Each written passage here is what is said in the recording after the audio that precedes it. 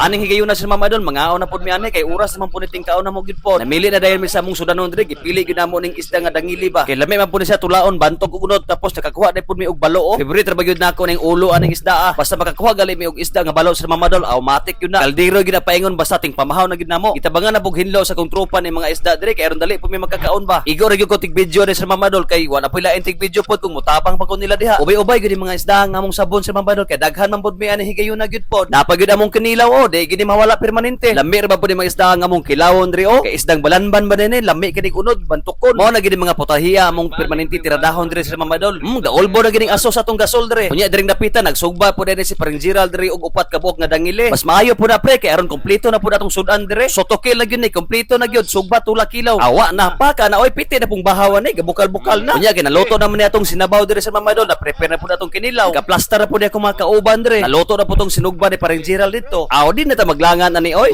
Sos pagkalami gyud kayo sa sabaw oy namituon gyud ba. Lami po ni among sigo pa ni karon kay silian man po nig maayo ni. Napagid atong isda nga perting lami gyud kayo labas po gyud kayo ba. Kinsa goy dili maglaway aning putahiya bisag ingunan ni ron ni. Napagid atong kinilaw dire sos kumpleto sa Ricardo sa puni og lamas gyud po. Ready na ko mga tropa dire bana ta karon. Humanasan na sa angkol daki og hoho sa mga isda diha. Hala ponit na sugod na ta. Kini bitong mga ot nga daghan kay mo sir Mama Idol maglirong-lirong mo diha. Lami man pud kay kaon, enjoy pud kayo ba. Dili lahi ini kaon. Labi nang magkuros-kuros ni mga kamot dire ning tunga sa atong mga sudan.